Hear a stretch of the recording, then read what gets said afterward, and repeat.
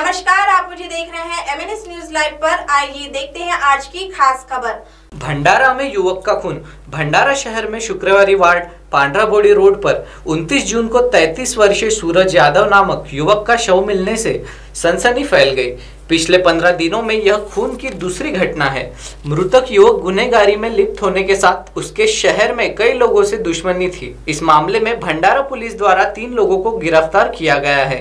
यह खून किसी पुरानी रंजिश के चलते किया गया है। शुक्रवारी मध्ये सूरज यादव या इसमाला हत्याराने वार करून मारण्यात आला। त्याच्या मागची पार्श्वभूमी अशी आहे की सूरज यादव आणि आरोपी यांचं महिनाभरापूर्वी मारामारी झालेली होती। सूरज त्या रागातनं आरोपीने त्या 2 साथीदारांच्या सहाय्याने काल धारदार हत्याराने वार करून सूरज यादवला मारलेला आहे। 3 आरोपी जे ह्या गुन्ह्यातले आहेत त्यांना अटक करण्यात आलेली आहे आणि तपास प्रोग्रेसमध्ये आहे। वर्धा में 15 दिन के नवजात को माता पिता द्वारा बेचा गया। वर्धा जिले के हिंगनघाट तालुका के कुटकी गांव में एक नवजात को उसके ही माता पिता द्वारा बेचने जाने का सनसनीखेज मामला सामने आया है। नवजात के दादा द्वारा दर्ज की गई रिपोर्ट के आधार पर इस मामले का खुलासा हुआ है। कुटकी निवासी प्रदीप प्रकाश महेश्कर पत्नी प्रणाली महेश्कर को पहली लड़की है जो अभी छोटी है। ऐसे में 22 मई के दिन प्रणाली ने एक और लड़के को जन्म दिया। 2 बच्चों को एक साथ बड़ा करना शायद उन्हें कठिन लग रहा था। ऐसे में उन्होंने उसे बेचने का निर्णय लिया। उत्तर प्रदेश से आए एक परिवार को रात 2 बजे बच्चे को बेच दिया गया। बच्चे के दादा को यह जानकारी फोन पर दी गई। बच्चे के दादा ने पुलिस स्टेशन में बच्चे के माता पिता के खिलाफ रिपोर्ट दर्ज करा दी। हा मोठा मुलगा आहे, हा दुसऱ्या नंबरचा। कोणाच्या मुलाचा? मी प्रकाश उदय महेश्कर, मुक्काम कुटकी। माझा मुलगा, मला 3 मुलं आहेत, त्यापैकी मोठ्या मुलाचं नाव प्रदीप प्रकाश महेश्कर, त्याची मिसेस माझी सुनबाई प्रणाली प्रदीप महेश्कर। यांना आधी एक 14 महिन्याची मुलगी आहे, विधी म्हणून, विधी तिचं नाव आहे। तर असे त्याच्यानंतर दुसरा तिला मुलगा झाला दिनांक 22 तारखेला। मुलगा झाल्यानंतर मुलगा घरी आणला, नातू माझा। नातू घरी आणल्यानंतर काही दिवसांनी म्हणजे 4 तारखेला 4 तारखेला च्या रात्री हे दोघांनी काय प्लॅन केले काय माहित नाही। हे रात्री 12च्या नंतर 1 वाजता घरून निघून गेले। सकाळी दिवस निघाल्यानंतर इकडे आम्ही घरी बघतो तर कोणीच दिसलं नाही आम्हाला। आम्ही इकडे शोधाशोध केले, याला त्याला सांगत बसलो। मग ऑटोवाल्याला विचारलं, आमचा फोन पण उचलत नव्हते, ऑटोवाल्याचा पण फोन उचलला नाही। परंतु काही वेळानंतर फोन उचलल्याच्या नंतर सांगितलं की आम्ही सासूबाईला आहोत आणि आम्ही सुखरूप आहोत, परंतु मी तुमच्या नातूला आम्ही दोघांनी देऊन टाकलं, दत्तक देऊन टाकलं असं मला फोनवर सांगितलं आणि फोन काढून टाकला। एवढं आम्हाला माहीत पडलं। मग आम्ही त्याच्यावरून मग आम्ही दोघे नवरा बायको पोलीस स्टेशनला जाऊन तक्रार केली। तक्रार केल्याच्या नंतर त्यांनी सांगितलं का ही ड्युटी आता आमची नाही, आज शोधाशोध करायचे वगैरे असे बोलले होते, तर तुम्ही ह्या सगळं न्याय कोर्टातून असं तसं होईल असं त्यांनी सांगितलं होतं। मग आम्हाला थोडीशी सुगावा लागला। कबा वर्धेमध्ये याचा ऑफिस आहे 1-2, तिथं काय विचारपूस करा, म्हणजे तिकडे मग पता लागला त्यांना। तर मग ते लोक आले, त्यांनी मग आमचे सगळं शूटिंग बिटिंग करून नेली। त्यांनी सांगितलं तुमचं बाळ तुम्हाला मिळवून देतो।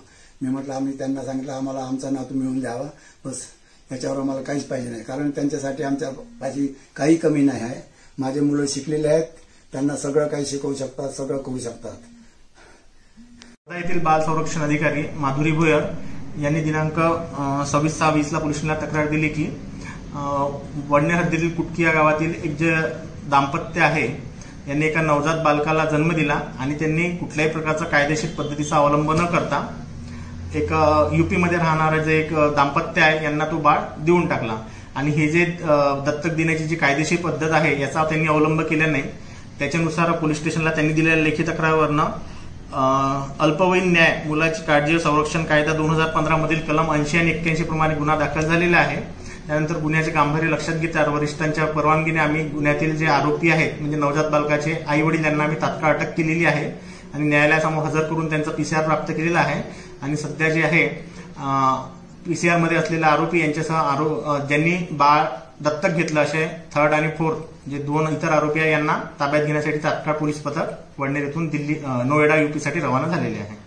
वहीं नागपुर में बिजली बिल विरोध में भाजपा का आंदोलन। बढ़ाए गए बिजली बिलों के विरोध में भाजपा की ओर से शहर में 6 अलग अलग जगहों पर आंदोलन किए गए। भाजपा की ओर से बढ़ाए गए बिजली बिल ना भरने की अपील की गई है।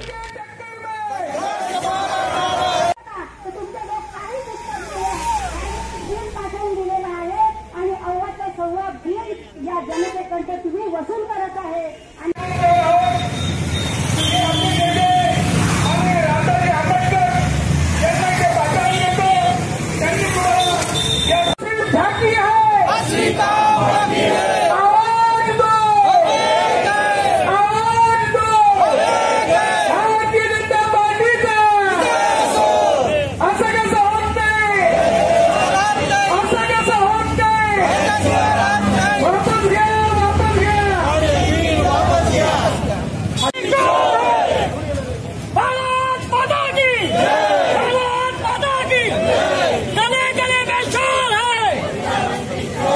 सरकारने नितीन राऊत आणि उद्धव ठाकरे यांच्या नेतृत्वात 100 युनिट पर्यंतचे आता बिल हे माफ करण्यात येणार आहे।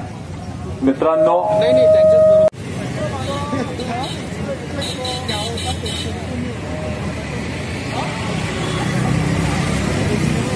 दुसरा घेतात, तिसऱ्यांदा तिसरा निर्णय घेतात आणि त्याचप्रमाणे रंग पलटले।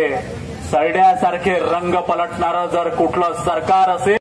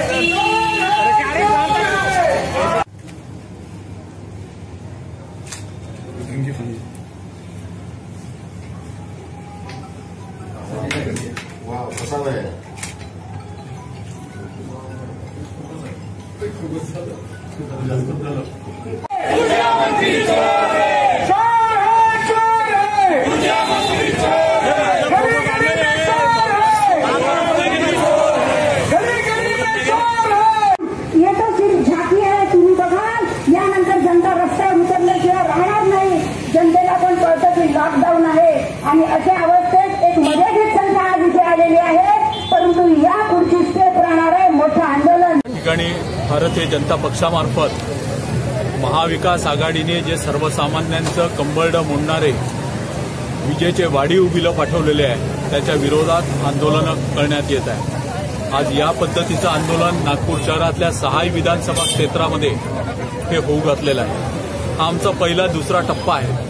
या टप्प्यानंतर मात्र हे आंदोलन अत्यंत उग्र स्वरूप हे धारण करणार आहे। हा मतदारसंघ माननीय मुख्यमंत्री पूर्व मुख्यमंत्री देवेंद्र फडणवीस यांचा मतदारसंघ आहे। या ठिकाणी या पद्धतीने बिलं वाढलेले आहे। सर्वसामान्य स्लमधारक असतील, मध्यमवर्गीय असतील, ज्यांचे बिलं 600 रुपये महिना यायचे त्यांना 3-3 हजार रुपये बिलं हे एका महिन्याचे येत आहे। हे अत्यंत दुर्दैवाचं आहे। लॉकडाऊनमध्ये आधी तसेच कंबरडं मोडलेलं आहे आणि त्यावेळी हे मीठ हे या ऊर्जा मंत्र्यांकडून उद्धव ठाकरे सरकारकडून सोडल्या जात आहेत। त्याच्याबद्दलचा निषेध या ठिकाणी मोठ्या प्रमाणात भारतीय जनता पार्टी करत आहे। अब आप हमारे चैनल को ऐप पर भी देख सकते हैं। प्ले स्टोर में जाकर MNS हिंदी लिखें और ऐप डाउनलोड करें। साथ ही साथ आप हमारे फेसबुक पेज को भी लाइक कर सकते हैं और उन पर भी खबरें देख सकते हैं। लिंक ट्विटर, हाइक और इंस्टाग्राम पर भी आप हमारी खबरें देख सकते हैं। आप हमारे चैनल को यूट्यूब पर भी देख सकते हैं और इसे यूट्यूब पर सब्सक्राइब करना बिल्कुल भी ना भूलें। फिलहाल वक्त हो चला एक ब्रेक का। ब्रेक से लौटने के बाद देश और दुनिया की तमाम बड़ी खबरें देखने के लिए बने रहें MNS न्यूज लाइव के साथ। नमस्कार।